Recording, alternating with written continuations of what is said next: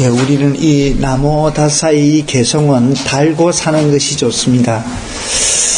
예, 단맛바다에 보면 아마 단맛바다인 것 같습니다. 굉장히 오래전에 한 20년 전에 보았던 구절인데, 그 어머니 부모님들이 굉장히 신심이 있는 한 집안에서 태어난 아이가 동네 아이들하고 구슬치기를 할 때 유별나게 잘 맞추는 거예요, 얘가.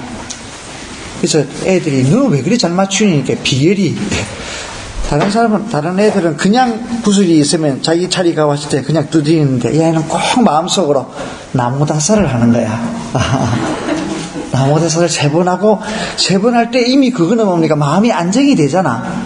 집중이거든, 이거는. 그죠? 그래서 이 나무다사는 이 생활 속에서 달고 살아야 됩니다. 달고.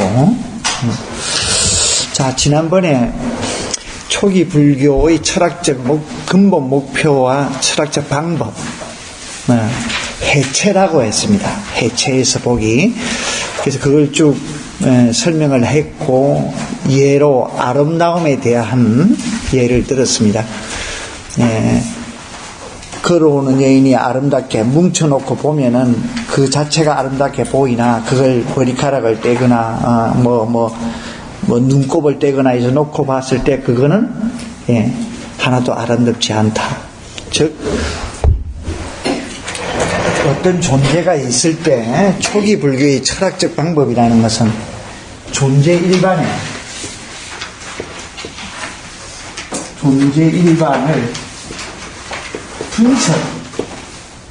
분별, 해체를 시켜서 보면 관념적으로 본 그 존재가 다 무너져 버린다. 무너져서 그것이 영으로 온다. 자, 우리는 불교의 특성, 존재에 대한 불교적 관점에서 봤을 때의 존재의 특성에 대해서 이미 알고 있습니다. 삼법인, 무상, 고, 와. 이미 무상하고 무아는 어떤 의미에서 부터 와 다 알고. 근데 왜 고냐?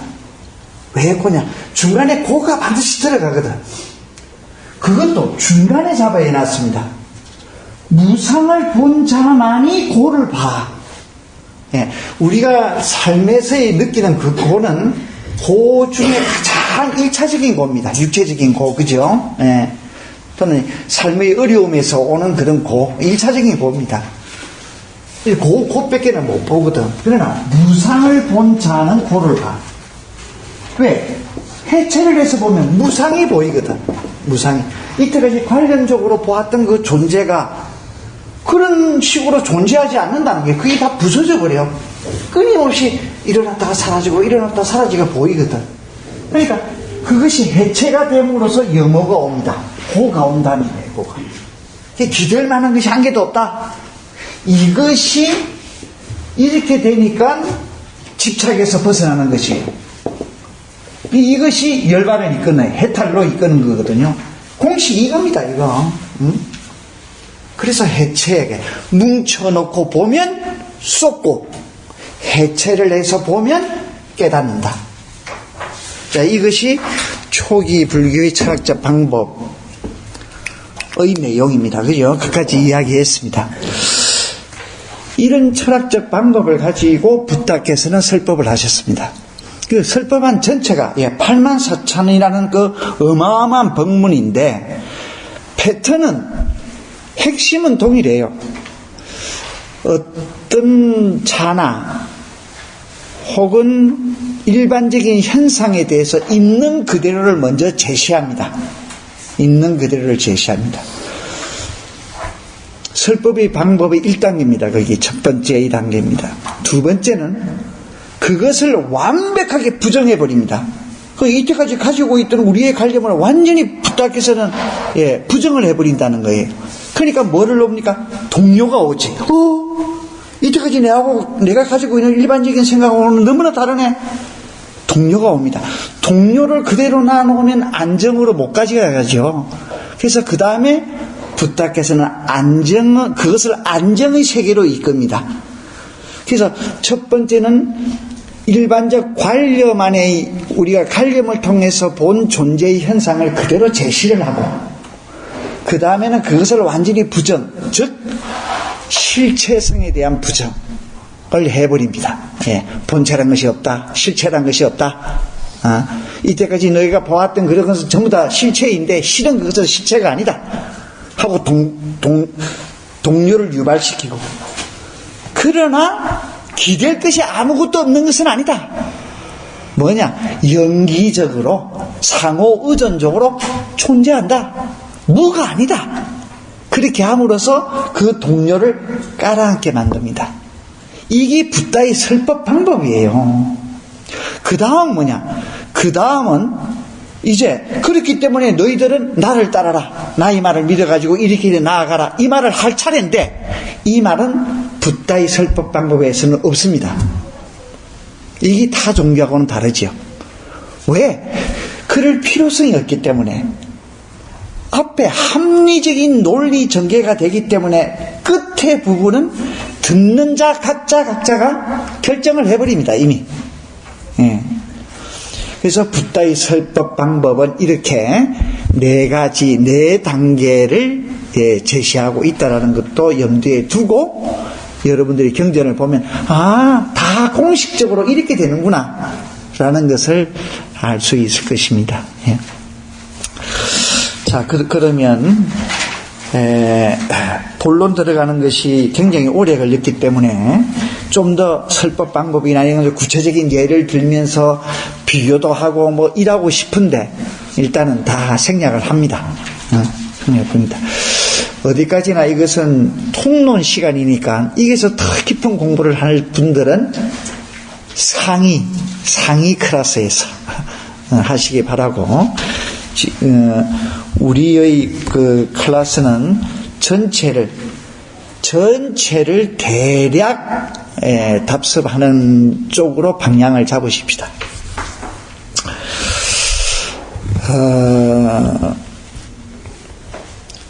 이제 그동안 몇 차례의 오랫동안 불교에 접하는 사람들은 이미 알고 있는 것이고, 혹시 처음 불교를 여러 가지 이유에서 접하는 사람들도 이제 대충 감을 잡았을 것입니다. 불교는 다른 종교와 다르다. 불교는 절대자의 구원을 통해서 내세의 행복과 죽음 없는 영생을 구하는 그런 종교가 아니다 라는 것을 이제 감을 잡으셨을 것입니다. 그러면 불교는 어떤 것인가? 불교는 현재 내가 불만족 상태에 있다라는 것을 분명하게 인식하는, 이게 전제가 되어야 됩니다. 불만족이 없으면 불교는 성립할 필요가 없습니다. 성립되지 않습니다. 지금이 불만족하기 때문에 불만족에서 만족으로 가기 위한 그 과정이 전부 다 불교의 내용이거든요. 지금 현재 우리가 자유스럽지 못하다는 것에 대한 분명한 인식,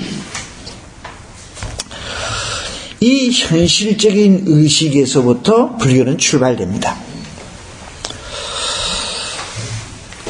현재 불만족스럽기 때문에 이 고통, 이 괴로움으로부터 벗어나 평온해져야 되고 평정을 얻어야 하고, 나아가 그 평온이 일시적이 아니라 지속 가능해야 한다. 지속 가능해야 한다. 그래서 마침내는 절대적 양상의, 불교는 절대를 거부합니다. 그러나 파이널 골에는 절대가 있습니다. 이제 이런 것들이 아주 재밌죠. 절대적 양상의 자유로움으로 확장되어야 함을 궁극적 목적으로 하고 있습니다. 열반.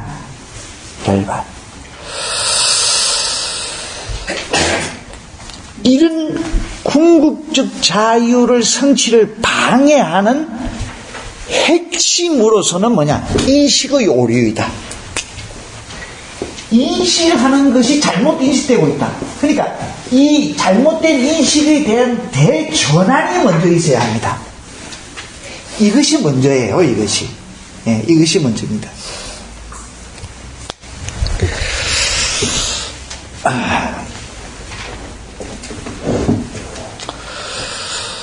그래서 이 오류를 이제 그 불교적 용어를 하면 허망이라고 그러거든요.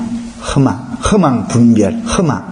잘못 알았다라는 거예요. 잘못 알았다. 망상이라고도 하고. 우리가 수행 속에서 망상이라는 것은 잡생각을 이야기하지 않습니까? 원래 망상이라는 것은 인식이 오류입니다. 사실을 그대로 못 보는 것.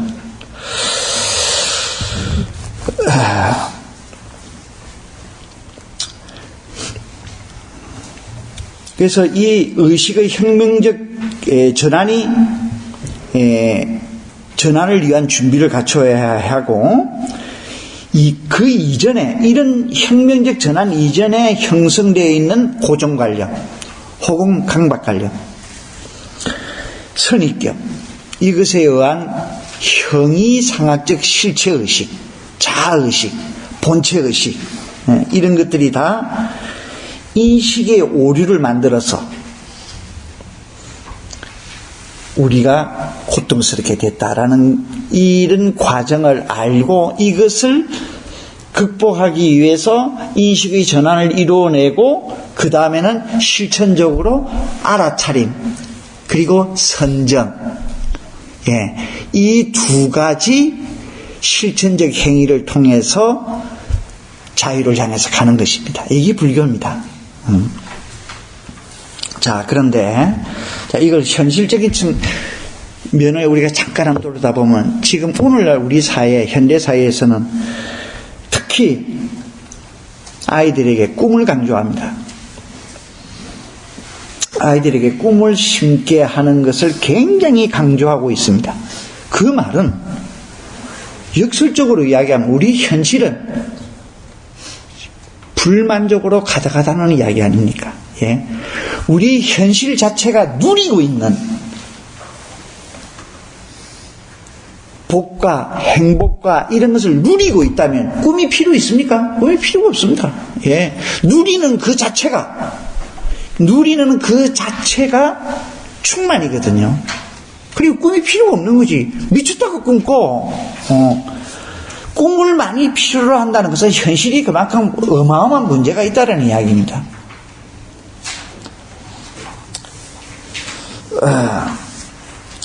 대부분의 사람들은 보다 나은 내일을 위해서 특히 요즘 무슨 성공학이니 특히 이걸 부르짖고 있지 않습니까? 그래서 현대 사회의 많은 어떤 비전들이 현대인들에게 강조하는 것은 꿈을 강조하고 있는데 그에 따라서 두 가지 양상이 벌어지고 있다고 생각합니다. 철두철미하게 꿈의 프레임 속에 들어가서 그걸 향해서 정신없이 내뱉는 이런 삶의 형태가 있거나 하나는 꿈하고는 전혀 관계없이 그냥 막 자유방임, 될 대로 되라, 캔살라세라 이렇게 살아가는 삶의 형태, 두 양극단으로 나눠지는 것 같습니다. 두 개의 원유는 동일한 겁니다. 이 양상은 극과 극으로 보이지만 그 핵심은 다 자아의식에서 나오거든요. 강한 자아의식. 그러니까 앞에 부분은 그런 꿈을 가져야만 인생은 성공적이고 이렇게 지금 다 세뇌를 받고 있습니다. 현대인들은. 그런데 그런 삶에는 뭐가 있습니까? 삶은 없습니다. 목표와 그 목표를 향해서 바둥바둥 뛰고 있는 헐떡거리는 집착의 과정만 있습니다.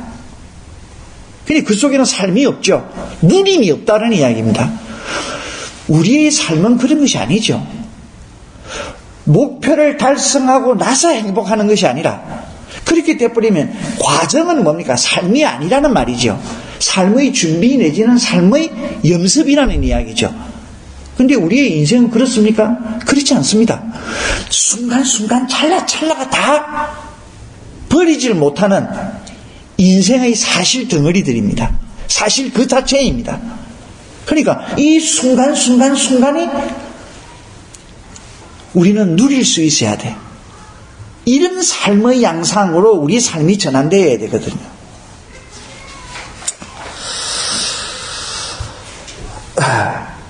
그런데 우리는 그동안의 교육에 의해서 우리의 삶의 공간은 겉으로는 개인의 자유가 거의 무한정으로 열려 있다고 생각을 합니다. 그래서 나의 자유의지에 의해서 내가 마음을 안 먹어서 그렇지 모든 것이 방해하는 것이 장애하는 것이 아무것도 없다고 착각하고 있습니다. 그래서 직업, 신분, 계급, 인격의 전환을 위한 기회가 언제나 주어진 것처럼 착각하고 있습니다. 그런데 그렇지 않습니다. 모든 것이 제약되어 있습니다. 하나도 자유스러운 것은 없습니다. 그래서 빨리 그 어떤 착각에서 우리는 벗어나야 합니다.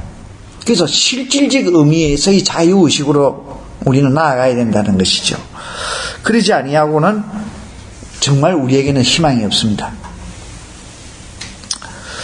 자, 근데 이렇게 되다 보니까 이런 모순이 어디서 생겼나? 이거는 오늘날의 체제, 삶의 체제에서 이 원인이 있다라는 것을 우리가 이제 저하고 만난 이 시간에 처음부터 쭉 그 근간들을 좀 이야기를 해왔지 않습니까? 그러면 그런 것들을 체제의 변형에 의해서 이런 것들이 그러면 다 해소될 것이냐? 해소되지 않습니다.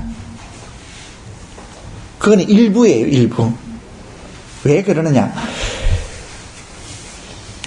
불교가 일어난 우리나라에서 불교가 들어온 1600년 전이나 또는 불교가 발생된 2500년 전이나 지금이나 공통적인 삶의 문제가 있다. 그 문제를 보편적, 우리 삶의 내면에 있어의 보편적 문제가 해결되지 아니하면 결코 우리는 자유스럽지 않다라는 부분. 이 부분을 우리는 놓치지 말아야 할 것입니다.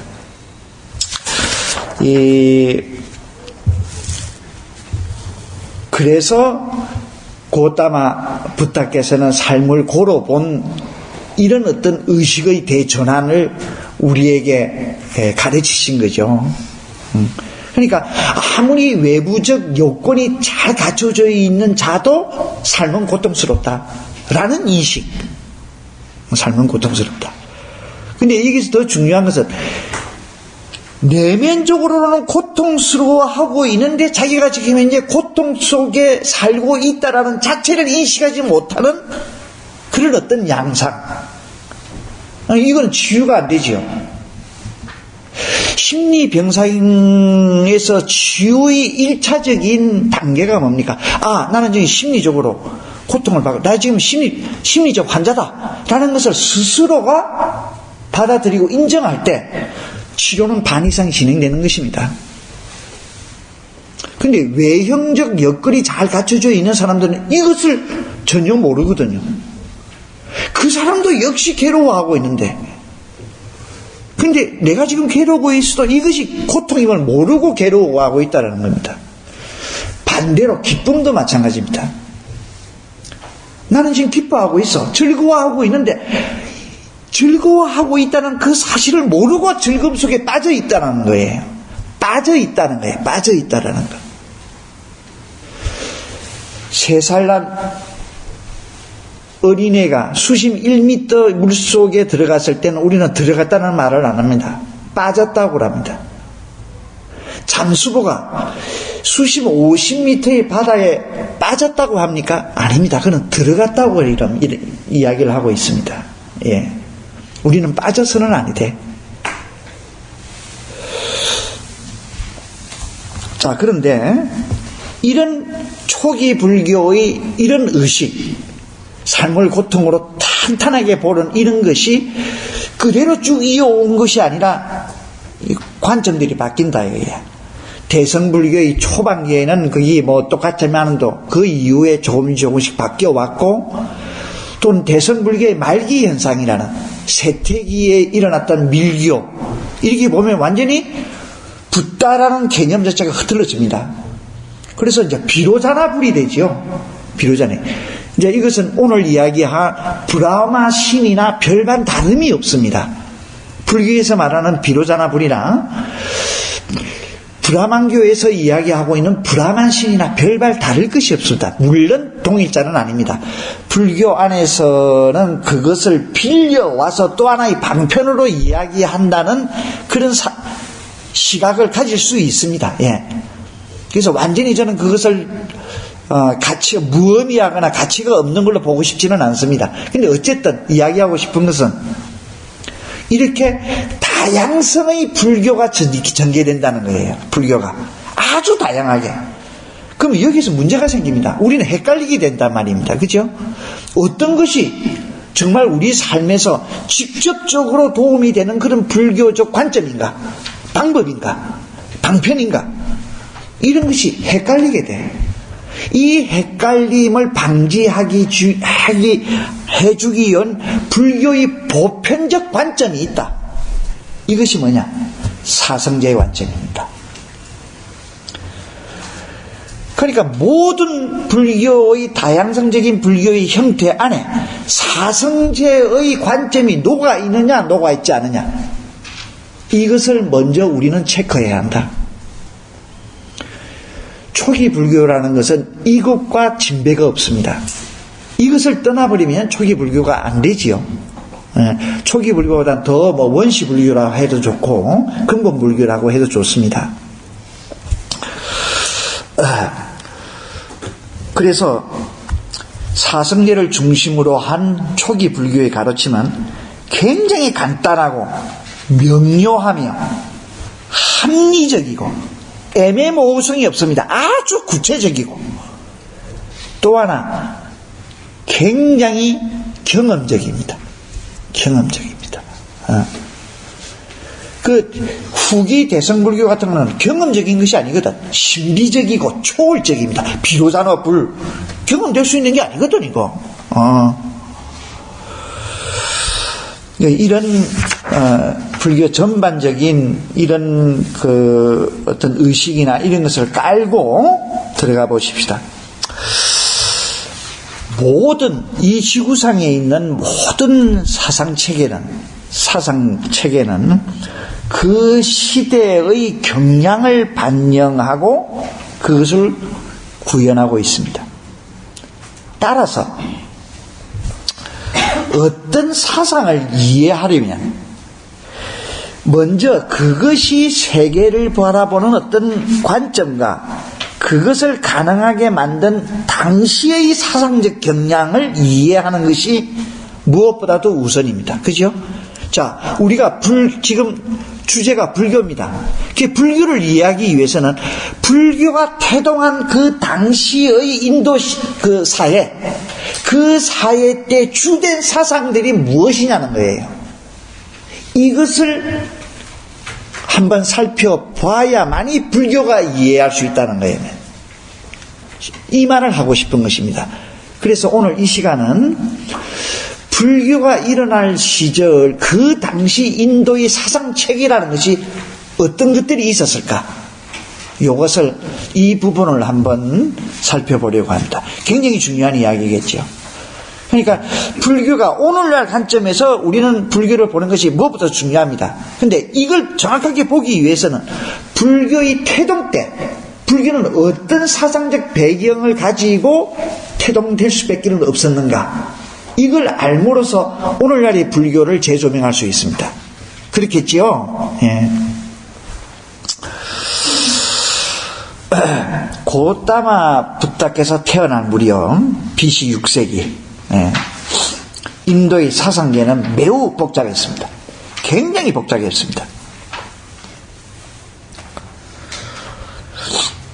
우선 전통적인 모든 문화, 인류가 만든 문화는 지자리에 가만히 있는 것이 아니죠. 무상의 원리에 따라서 끊임없이 변화하지 않습니까? 그죠?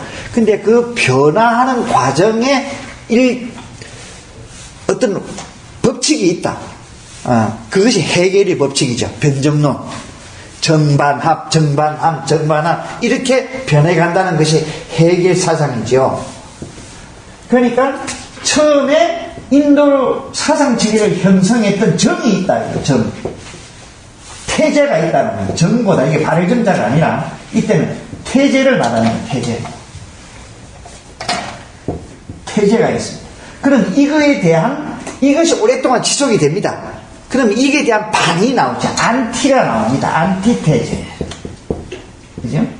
그래서 이 두 개가 막 갈등을 일으키죠. 이래서 융화사상이 일어납니다. 이게 진태제지요. 그러면 이 진태제가 다시 태제가 됩니다. 그죠?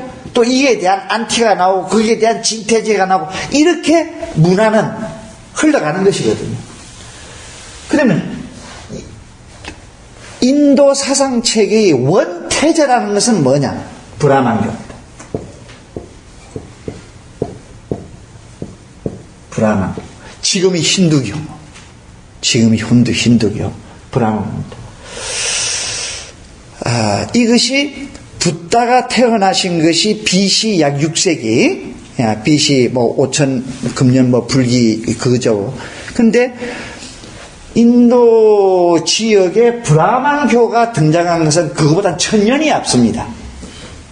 그런데 인도 전체의 이런 어떤 요가 문화가 등장된 것은 그거보다 1500년이 또 앞섭니다. 모헨조다로. 청동기 문화 시절에 토기 문화에 보면 메디테이션 장면이 있습니다. 모헨조다로. 그러니까 참 뿌리 깊죠. 인도는. 그래서 인도는 시아스의 나라라고 합니다. 예. 원자 폭탄. 미국, 소련 다음 인도가 발명했거든요. 근데 발명했냐면 그 당시나 지금이나 별 그 이후에 진전은 없어. 그러나 발명을 항상 먼저 해. 자동차로 그렇답니다. 굉장히 자체 내에서 자동차를 만들어내면 자동차는 종합공학이지요.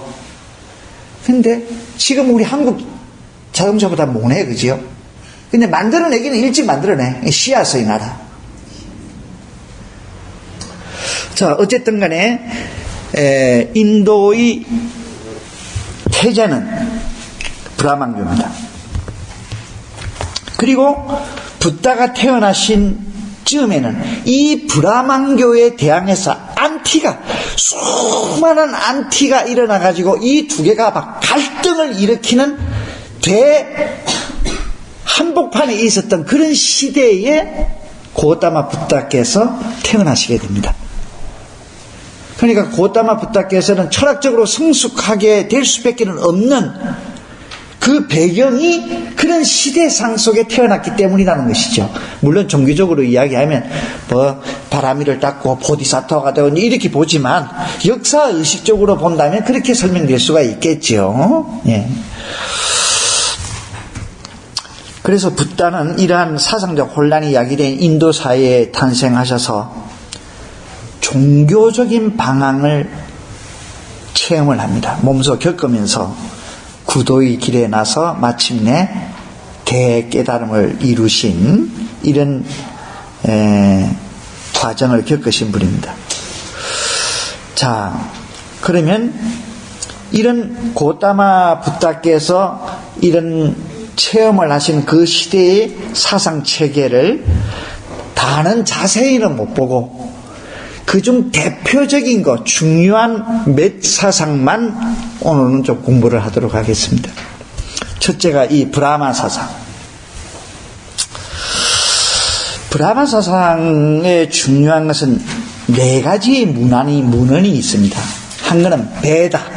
여러분이 익히 많이 들었죠. 베다 철학. 하나가 이 브라흐마나. 하나가 아란야카 삼림서라고 합니다. 삼자 이랬으나? 맞나? 이랬으나 산데이 만데이 헷갈리네. 요겁니까? 요건 것 같아. 아닌가? 이런가? 어쨌든 간에 이거나 그랬습니다. 이거는 이제 일종의 비법이에요. 그 제샤에 대한 의식이나 철학적 체계를 담은 책인데, 요거는 브라마 사제가 브라마라는 스승이 자기 제자에게 난 니한테만 가르쳐준다 하고 살짝 주는 요런 서적이에요. 삼림서. 불교적 사고방식으로 봐서는 이건 말도 아니지, 그지? 나는 주먹을 지지 않았다, 그지? 주먹 속에 감춰놓은 것이 없다. 부탁해서 그런 말씀을 하셨거든. 이게 불교에서는 밀교 이런 게 성립될 수가 없습니다. 그 다음에 이제 여러분이 익히 들었던 우파니샤드. 이거는 철학적 체계입니다. 이런 4개의 일련의 문헌을 통해 전개된 종교 사상이라고 할 수 있습니다. 자, 이 중에서 가장 대표적이고 오래된 것이 이제 베다인데요. 이 자연계의 현상, 그리고 어떤 위력, 힘, 존재의 구성 요소, 추상적 관념, 이 등이 전부 다 신격화되어 있습니다. 그래서 숭배의 대상이 되는 다신교적 시대라고 말할 수 있습니다. 특히 대화, 천시는 천지공, 하늘과 땅과 공간, 이렇게 3계에 배정되어서 그 3계에 배정된 신이 33천이 있습니다. 33신이 있습니다. 불교의 33천 비슷하죠?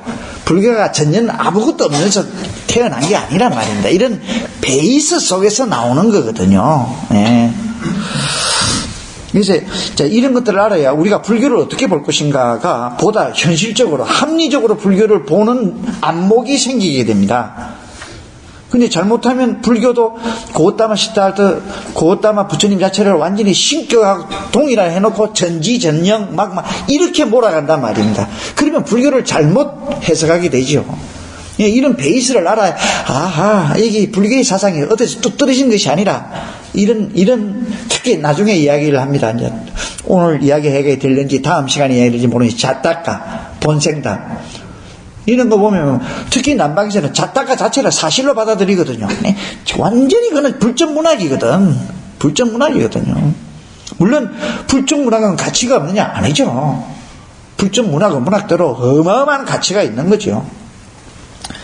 근데 어쨌든 그것을 사실화시키는 이런 우범은 우리가 저질러서는 말아야 되거든.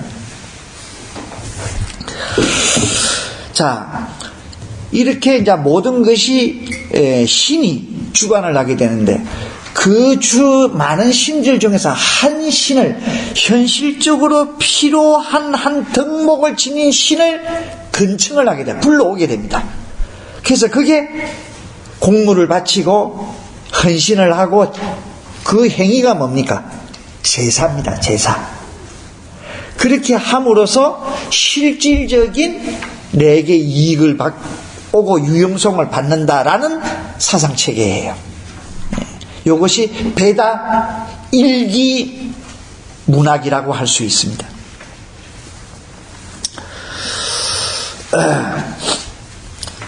자, 그런데 이런 천시는, 여러 천시는 점점 의인화되어 갑니다. 인격화되어 갑니다. 인격화되어 갑니다. 그래서 자연 현상으로서의 독자적인 그런 성격은 희박해져 갑니다. 그 말은 서서히 신격 사상에서 철학적 사유가 싹트기 시작을 한다는 의미가 되는 것이죠. 여기에서 주목되는 것이 브라자파티라는 용어가 보입니다. 이것은 이 브라자파티가 우주를 창조시켰다 이렇게 되거든요. 이 베다 문헌에 보면 그 브라자파티는 브라마나 다름이 없습니다.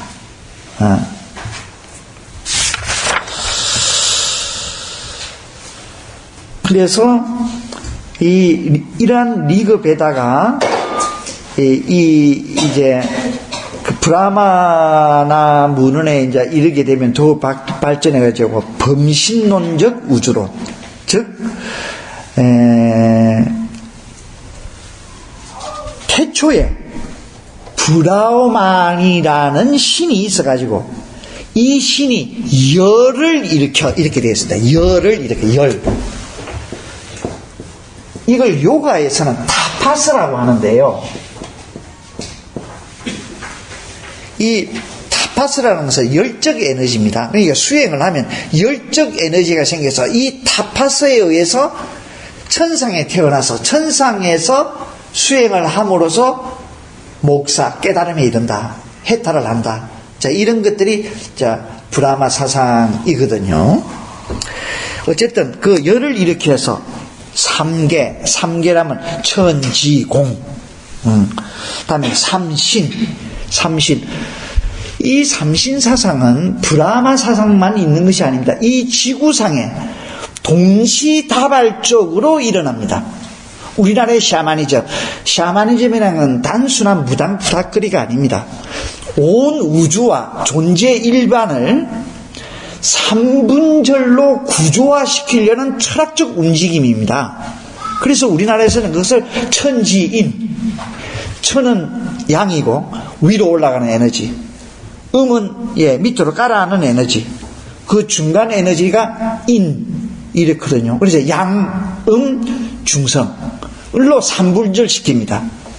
그래서 양은 정신을 담당하고, 음은 생산을 담당하고, 인은 정치를 담당하게 됩니다. 그래서 옛날 신라시대 때 국왕이기 전에, 세습국왕이기 전에, 그 전에는 세습이 아니었지 않습니까? 마리간, 차차공, 이건 세습이 아니거든요. 근데 이게 이제 정치 체계입니다. 인신입니다. 인신에 해당되는. 그러니까 이와 유사한 사상이 온 지구상에 동시다발적으로 일어납니다. 그러니까 인도의 삼신 사상이라는 건 뭐냐? 바로 브라마, 비슈누, 또 하나 뭐예요? 비너스하고 말이 비슷한 거 뭐 있죠? 시바. 요렇게 삼신 사상이 됩니다. 삼신 사상.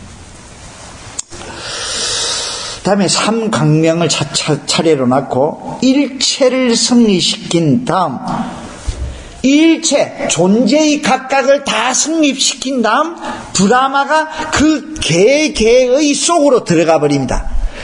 개개의 속으로 들어간 개개의 본체, 즉 개체, 이걸 아트만이라고 하거든요. 그러면 우주 전체를 통괄하고 있는 창조신인 동시에 주관신이 되죠. 이 브라만과 아트만은 결과적으로 입고 오른 거야. 요런 사상이 돼버립니다. 이 브라만교는. 근데 이것이 브라만 사상 외에 종교의, 이 지구상에 있는 종교의 일반적인 프레임입니다. 이게 일반적인 요와 기독교, 이 틀을 벗어나지 않습니다. 이 틀을 벗어나지 않습니다.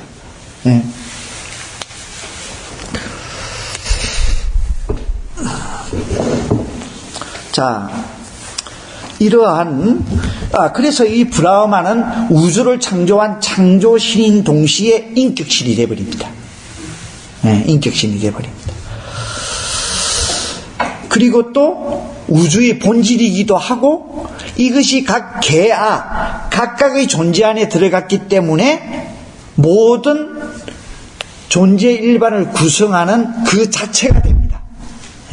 본질의 요소가 된다는 것이죠. 자, 이러한 범신론이건 하나, 결과적으로는 이론론이 되어버리죠. 브라마라는 하나가 있어가지고 수많은 것을 창조하니까, 범신론인 것 같지만 또 이론이라 말이에요. 범신론적 이론론이라고 합니다. 자, 이렇게.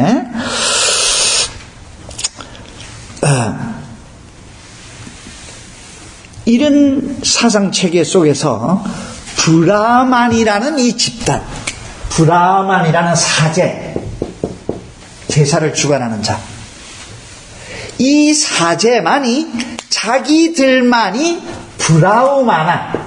브라흐마나라는 우주의 본체와 직결된 자다 라고 주장을 합니다.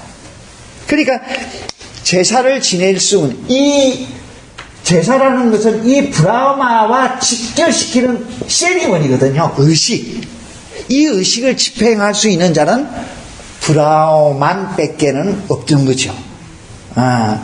그러니까 일반인들은 많은 공물을 내놓고 사제에게 그 공물을 바침으로써 자기가 요구하는 그런 그 목적을 위해서 브라마를 불러와서 푸닥거리를 함으로써 복덕을 얻는 이런 삶의 체계가 사회 체계로서 형성이 됩니다. 이 과정에서 기가 막힌 게 있습니다.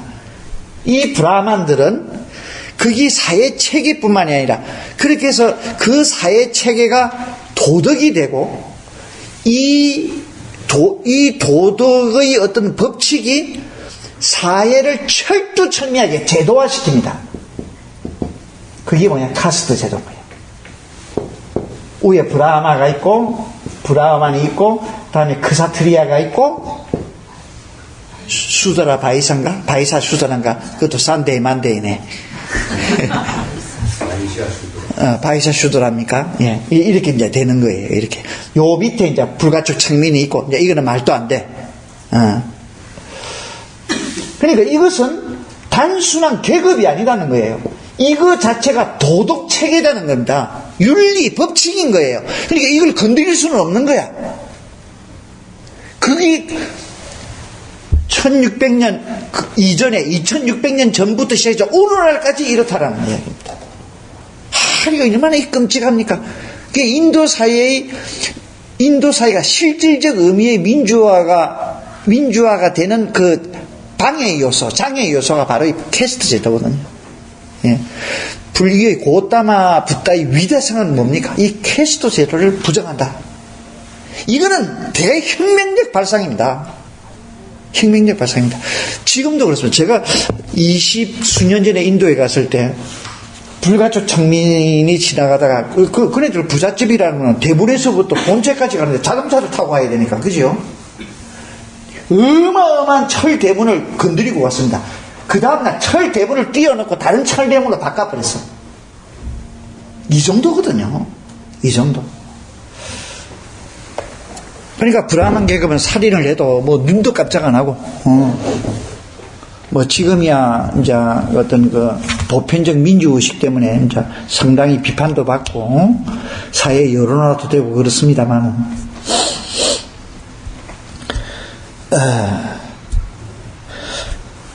이제 이런 브라마 사상이 이제 아란야에 와서는 숲속에서 전수에 대할 비를 특별한 그 어떤 의식 체계나 이런 것을 아주 브라만 그 브라만 사이들 속에서 스승과 제자에게만 비법이 전수됩니다. 하나도 비법이 아닌데, 그죠?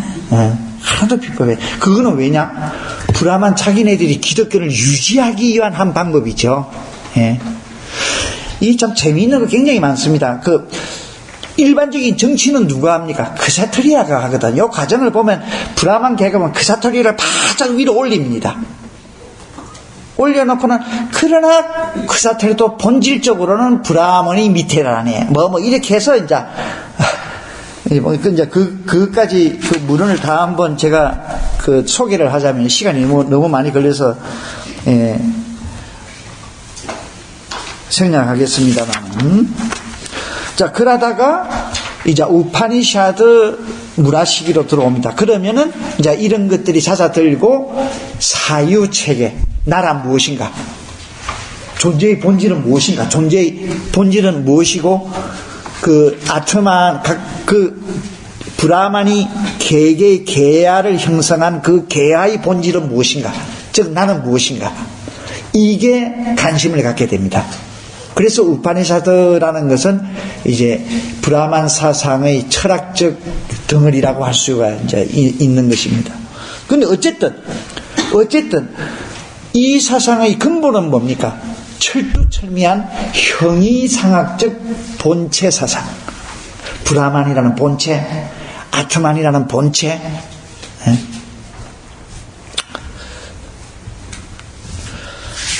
그래서 이 브라만 사상에 대해서 이야기를 하려면 이거는 한이 없으니까 이 정도로 두고요. 여기서 이제 문제가 되는 것은 아트만이라는 하나의 개념 속에서 결합되는 자아와 세계, 존재 일반, 대상, 이거의 형이상학.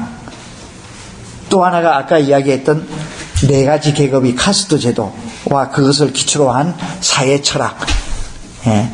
이거는 도덕의 하나의 법칙이라는 거죠. 인간이 인위적으로 건드릴 수 있는 것이 아니다. 이 카스트 제도라는 것은 그렇게 아예 법칙화 시켜버렸습니다. 이게 자연 현상화 시켜버렸습니다. 예. 자, 그런 사상. 또 하나는 브라흐만으로 통신이 통합되는 카스트 제도의 근거한 도덕적 이상. 그 네 가지 계급 제도가 철두철미하게 유지되는 것이 가장 바람직한 도덕적 이상주의다. 뭐 이렇게 보는 거죠. 예. 자, 이런 것들이 브라만 교에서 우리가 놓치지 말아야 될 부분이라고 보면 될 것입니다. 자, 이 정도 해놓고요. 자, 그러면은 이런 브라마 사상에 대항해서 안티로서 어떤 사상들이 일어났는가? 요거 몇 가지를 보겠습니다. 이 당시 때 브라우만이라는 이 사제, 브라우만이라는 사제 외에 이와 대항한 수많은 철학자들, 수행자들, 이런 자들이 이제 나타났습니다. 그런 자들을 통칭해서 사마나라고 이야기를 하거든요. 사마나. 예, 불교도 이 용어를 그대로 가지고 사마네라. 우리말로 된 것은 사민이 다 사마나나에서 온 거거든요. 수행자라는 말입니다. 사문, 한문으로 이야기하면 사문. 이 사마나들은 이러한 브라만들의 사상과 이 브라만들이 가지고 있는 절대주의, 그죠? 본체로 변하지 않는 것, 절대주의의 정면으로 도전한 새로운 우주관과 존재관과 가치관, 인생관을 제시해서 당시의 사회 변화를 깨게 하려고 애쓰게 됩니다. 근데 이 사상 체계가 남아있는 문헌이 별로 없어. 이 안티에 대해서는. 브라만교는 자기네들 것만 써놨겠습니까? 그죠? 그 반대 이론은 그들도 보지도 않죠, 그네들은. 그러니까 이 반대의 이론을 써놓은 그 문헌적 근거는 불교의 초기 경계를 조금 있고, 자, 불교와 쌍벽을 이루면서 확장되었던 종교가 하나 더 있습니다. 자이나교. 불교가 힌두와 회교의 공격을 받으면서 무너지지 않습니까? 근데 이제 자이나교는 불교보다는 좀 더 유지를 합니다. 지금 현재 자이나교도 15% 정도거든요. 제가 인도에 갔을 때 8%라고 그랬습니다. 지금 10, 2, 3% 정도로 증가가 되었습니다. 12, 3%지만도 인도의 종래기들이 워낙 많으니 몇 프로 증가하는 것은 숫자상으로는 대단한 거죠.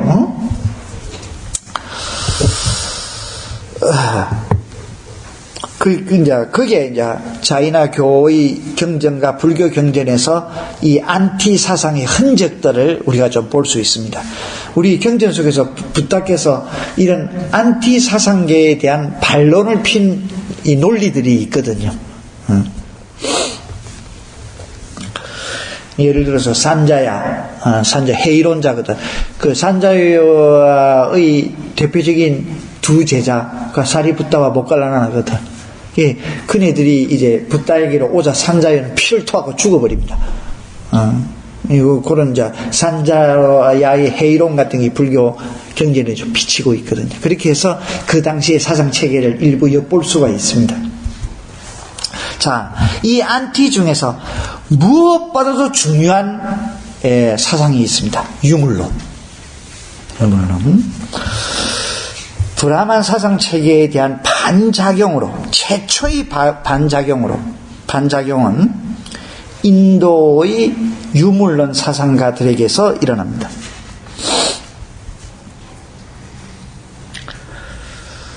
그래서 이들은 이제 자연주의적 전통의 한 분파입니다. 이 유물론자들은 물질을 우주의 궁극적 사실로 간주합니다. 그래서 정신활동, 마음, 의식, 이것도 다 물질이다. 그것도 물질로 다 보는 거라. 그래서 그거는 물질이 변형된 어떤 요소로 보는 겁니다.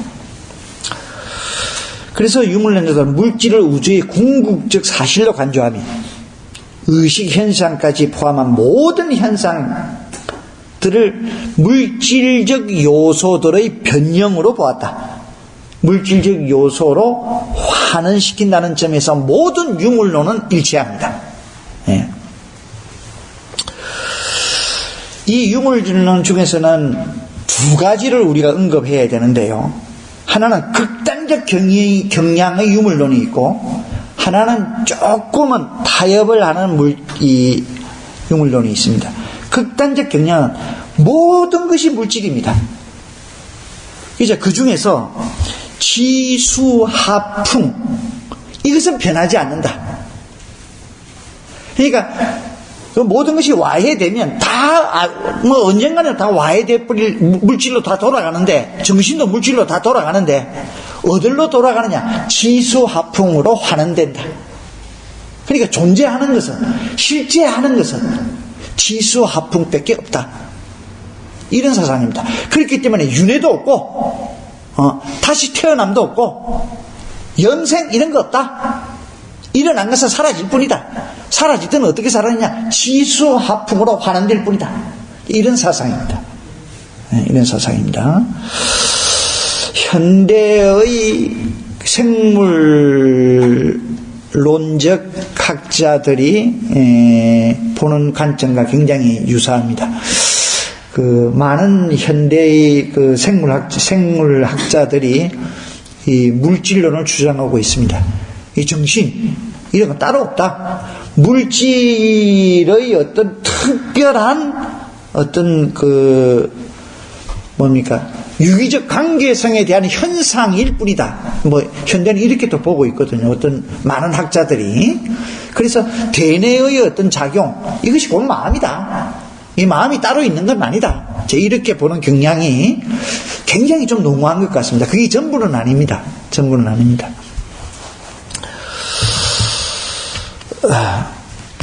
그래서 그들에게는 궁극적 객관성의 추구는 물질적 요소들만이 고정된 유형이나 자체, 즉 본성을 지닌 법칙에 따를 수 있다. 지수하풍이 존재하는 그 법칙, 그게 따를 수 있다라는 거예요.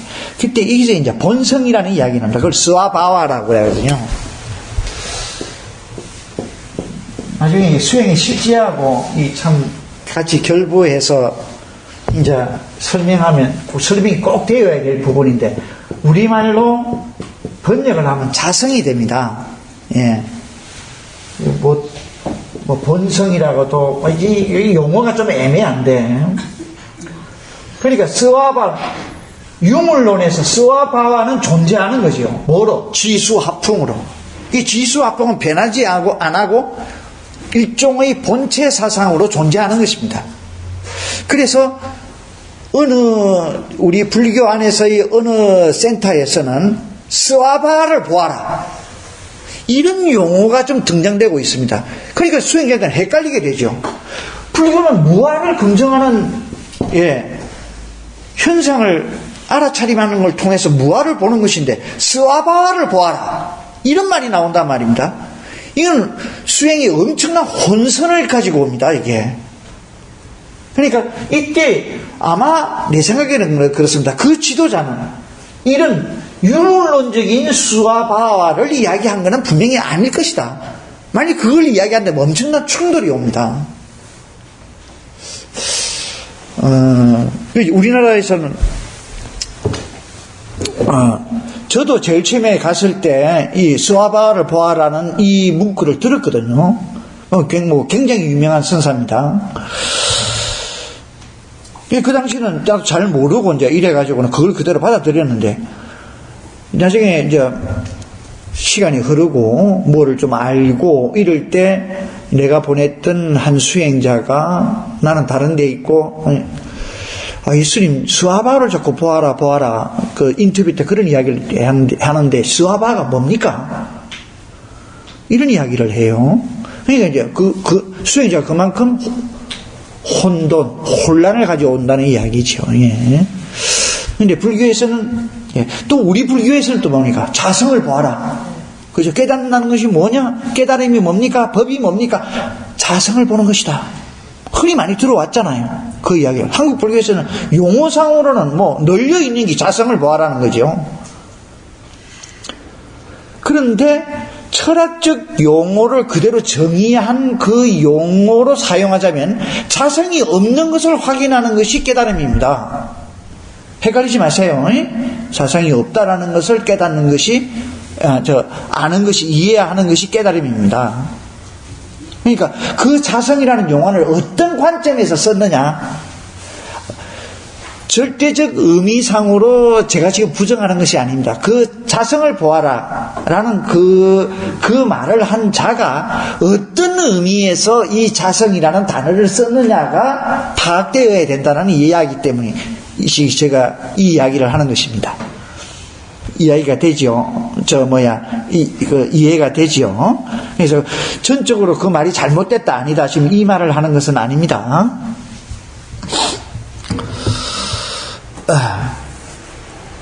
자, 두 번째 유물론은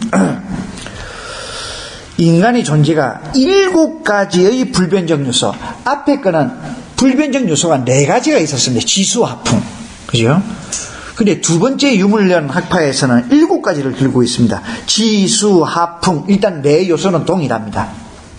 그런데 고, 락, 생명, 이 생명을 다른 말로 하면 soul, 영혼이라고 해도 좋고, 마음이라고 해도 좋고, 정신이라고 해도 좋고, 의식이라고 해도 좋습니다. 이것도 실제한다 라고 보는 유물론적 관점입니다. 이 중에서 달라서 다르죠.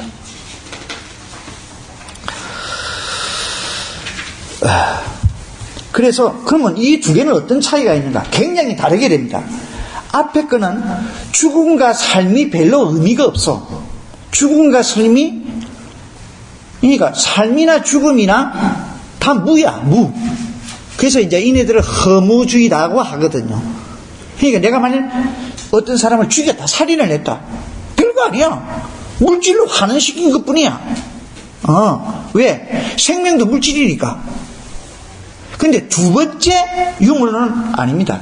첫 번째 사람이 칼을 들고 누굴 몸뚱아리 잘랐다 해버리십시오. 그럼 아무런 도덕적인 문제가 발생되질 않아. 근데 두 번째 유물은 아니야. 영혼, 생명이라는 본체를 인정을 했단 말입니다. 그러니까 생명을 가르는 것이 된 거죠. 그 두 개는 도덕적 내용이 완벽하게 다른 겁니다. 이런 유물론. 그러니까 후자의 유물론이 좀 1층 좀 나아간 발전된, 진전된, 진화된 유물론이라고 봐야 되겠죠. 그러나 여기서 중요한 것은 유물론의 사고방식이 나왔다라는 이것이 굉장히 혁명적이다는 겁니다. 그 당시 인도의 그 브라만 사상 체계가 팽배되어지는 그런 시대적 발상에서 이런 유물론적 사상 체계가 발상됐다는 것은 가히 혁명적이라는 것이죠. 또 유물론이라는 것은 굉장히 합리적이고 과학적이고 그렇습니다. 예. 사실이 그렇거든요. 모든 물질이 다 일단은 유물론적인 것에서 모든 원소를, 모든 물질을 분해하면 현대 과학적 발상으로 마지막 남는 거는 뭡니까? 108개 맞나? 110가지인가? 몇 가지의 원소로 남지 않습니까? 그죠? 예. 뭐, 헤리움, 뭐, 수소, 헤리움, 뭐, 수소, 탄소, 질소, 뭐, 이런 식으로 해가지고, 그죠? 금, 은, 뭐, 텅스텐, 뭐, 이런 식으로 해가지고, 110개인가, 113개인가, 뭐, 이 원소로 남지 않습니까? 나머지 존재라는 것은 그런 원소의 뭡니까? 결합을 지나지 않지 않습니까? 그러니까, 유물론적인 사고방식은 굉장히 합리적 사고방식이고, 예, 보다 존재의 본질에 접근된 사고방식이죠. 예, 유물론을 빼놓고 우리는 존재는 이야기할 수가 없습니다. 그건 분명합니다, 이거는. 자, 두 번째는 이 자연주의들의, 첫 번째는 유물론 학파들이고, 두 번째는 이 아지비카라고 불리는 학파인데요. 그 유명한 고살라입니다. 물질가는 유물론자들과 굉장히 유사했습니다. 그러나 인간의 존재의 물질성이 사후에도 존속할 수 있다라는 겁니다. 그래서 이네들은 앞에 유물론 사상가들하고 다른 것이 끊임없는 윤회를 합니다. 언제까지? 840만 급까지 운명적으로. 그런데 중요한 것은 자유의지가 부정됩니다. 자유의지라는 것은 있을 수가 없다. 처음 태어나자 무슨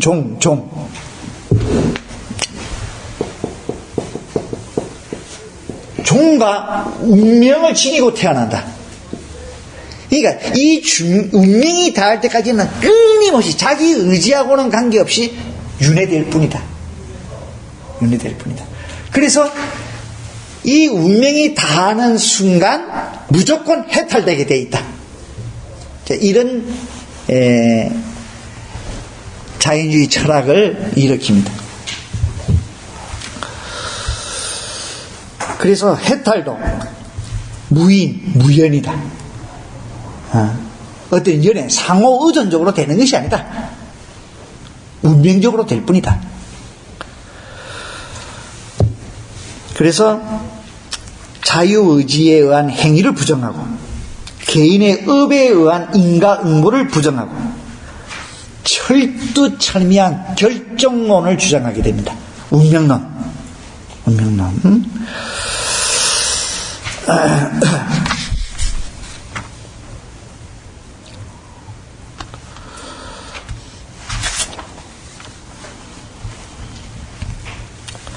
자, 그러나 여기서 또 하나 이제 중요한 것은 자유의지를 거부했다고 해서 이 아지비카가 자유 자체를 부정한 것은 아닙니다. 자유는 언젠가는 온다. 해탈. 그거는 뭐와 같으냐면 이와 같다는 것이야. 어떤 큰 두루마리의 실타래가 있어. 이 실타래를 산 위에 올라가가지고 실타래를 뿌리는 거야. 그 실의 끝자락을 치고, 그러면 실타래는 굴러서 언젠가는 굴러 내려가지고 그 실타래가 다 풀리겠죠. 언젠가는 풀린다는 거야. 풀리는 것이 다 한 그 자리가 자유이다. 자유 자체는 인정을 한 거야. 근데 그런 자유가 나의 자유의지에 의해서 오는 것은 아니다. 이런 결정론. 이런 결정론. 또 왜 이런 것들이 굉장히 어떤 의미가 있느냐? 아까 이야기했던 철두철미의 규제, 브라만, 아트만, 그런 형이상학적인 본체, 그런 거하고는 궤도를 굉장히 달리하고 있잖아요. 그런 의미에서 의미를 갖는 것이죠. 그 당시로서는.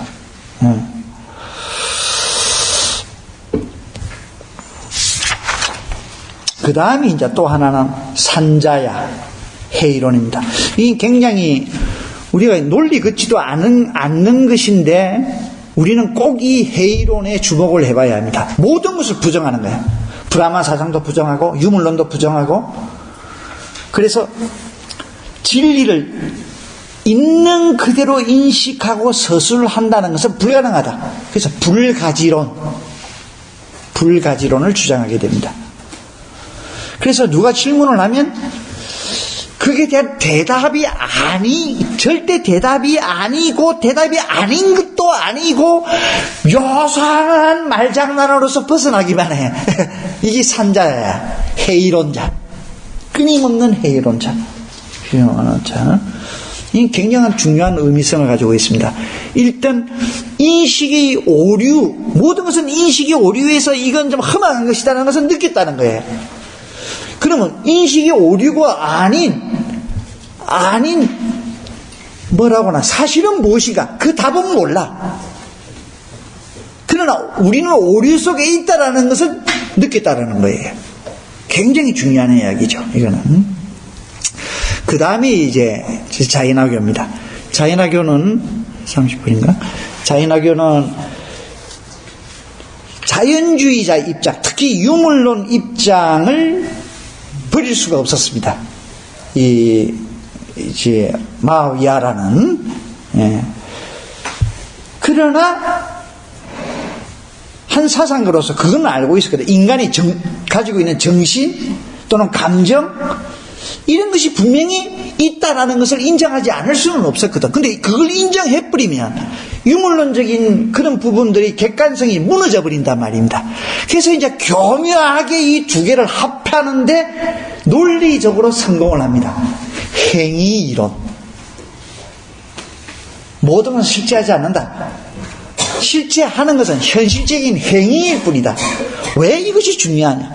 우리가 무엇을 행위했다는 것은 현대의 행동심리학이라는 것이 있거든요.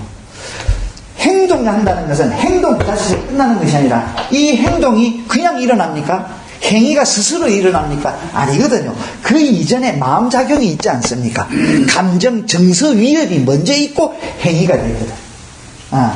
그러니까 행위를 중요시한다는 것은 인간의 감정, 정서 이런 것이 인정된다는 말이죠. 표면상으로는 이것을 부정을 해도 결과적으로는 그렇다는 거예요. 그래서 자연주의적 입장, 즉 유물론적 입장과 인간이 가지고 있는 자유의지, 이것을 행동이론이라는 것을 내세워가지고 교묘하게 두 개를 합친 이런 사상이 자연학교입니다. 그래서 이 자연학교는 굉장히 생명력이 길어요. 지금도 그렇습니다. 자, 그런데 행위를 할 때 이 행위는 자유의지를 인정하지를 않아요. 그래서 끊임없이 자기를 괴롭혀야 한다. 그래서 타파스, 아까 이야기했던 타파스를 얻어내야 한다. 이걸 얻기 위해서는 고행밖에 없다. 그래서 자연학교는 고행을 하게 됩니다. 그래서 인생을 4등분으로 나누죠.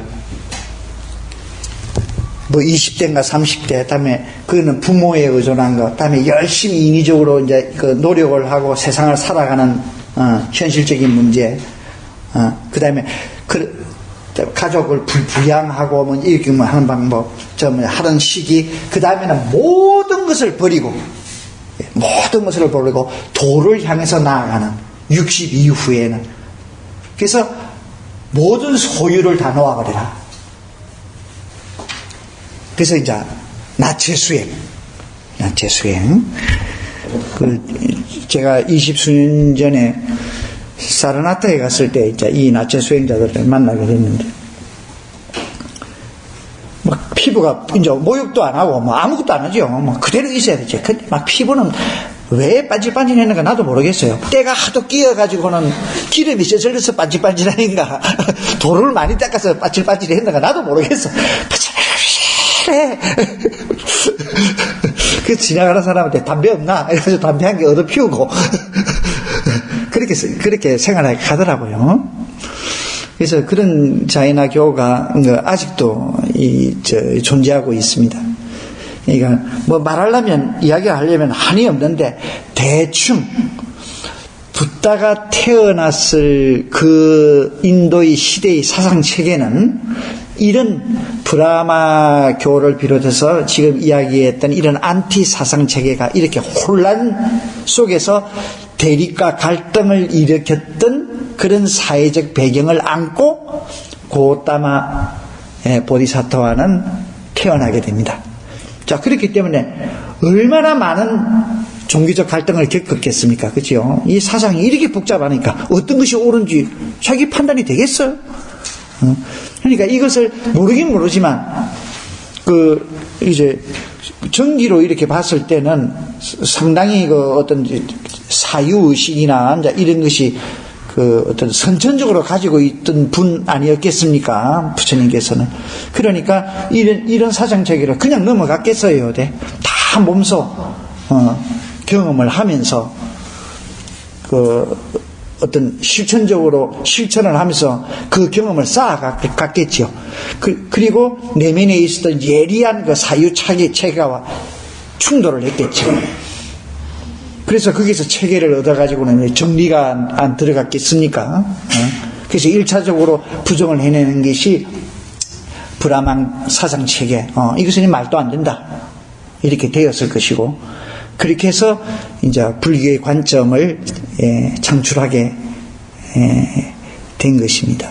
자, 이런 내용들을 안고 이제 붓다의 본 사상을 우리가 공부해 보도록 하십시다.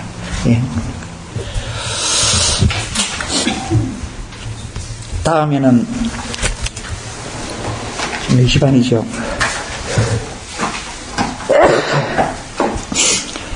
이제 문헌에 대한 건 우리가 공부할 내용들이 풍부하게 적혀져 있는 문헌들이 어떤 것이 있는가를 일단은 알아야 여러분들이 각자 공부를 할 수 있으니까 다음 시간에는 문헌을 볼 텐데요.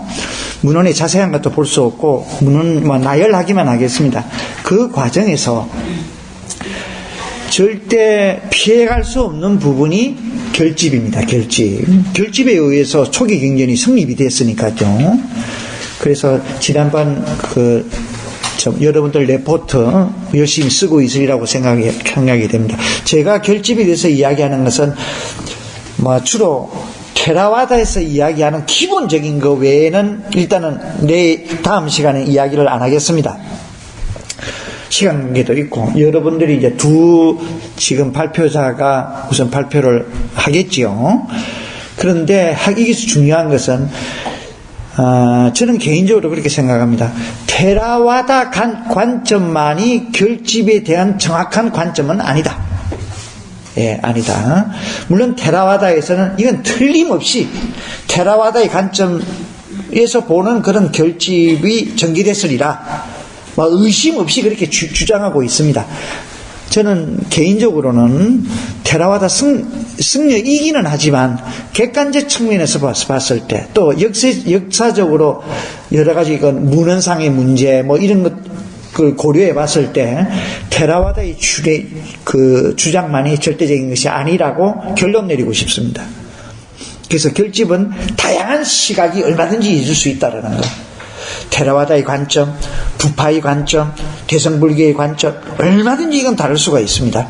그 중에서 합리성을 얼마나 우리가 도출해낼 것인가, 이런 것들이 관건이겠죠.